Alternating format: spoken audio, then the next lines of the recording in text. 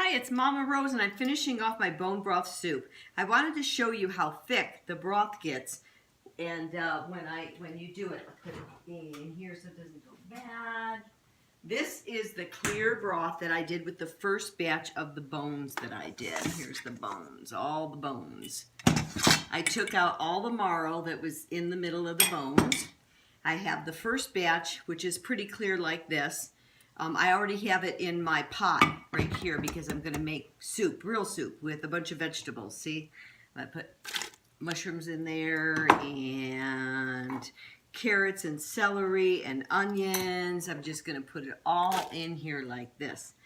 Now, my sister used to saute everything, brown everything, and so I never did, and so one day she said to me, you know, I tried doing it your way, just throwing it all in the pot, and you know, I didn't really notice a difference. So I'm just going to take my celery, I'm going to get the ends off because they're just a little brown, of course, as usual. Get you over here. There we go. You want to see what I'm doing, right? With me in the kitchen, company in the kitchen. You can go ahead and do this any way you like, any sizes that you like. On the celery, I just don't mess with it. Just cut a bunch, go like this, and cut through and get some kind of a smaller piece. If you like them smaller, I'm sure you have your own cutting skills. So I'm gonna go ahead and just cut that all up. I love, love, love, love, love celery.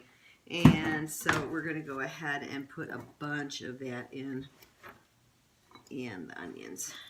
So then I'm going to do some other things in here. I'm not going to have you watch everything because I got to go get this stuff, but I'm going to put kale in here.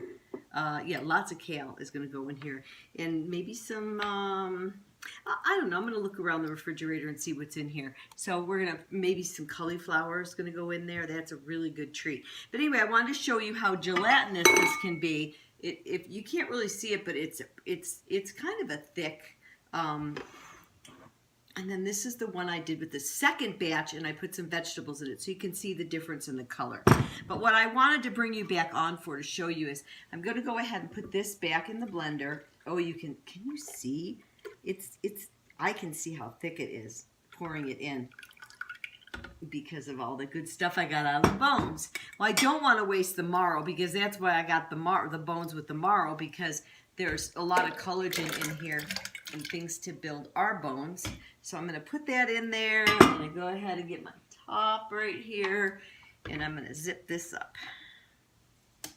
You're going to see it's not going to be clear, or what I call clear anymore.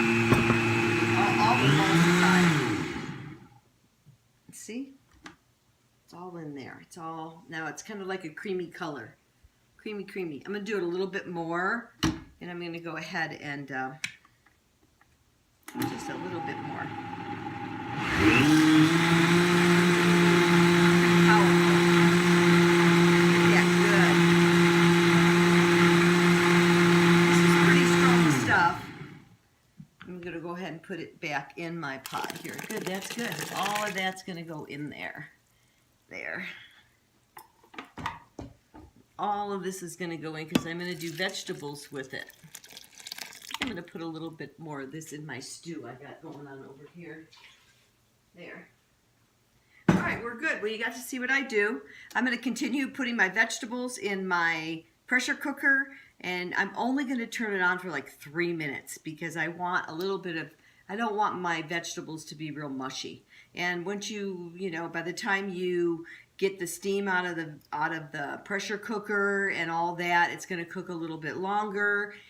And then, of course, every time you heat your soup up, you know, so give your vegetables a little bit of a break. Try to eat them on the side of not being quite as done.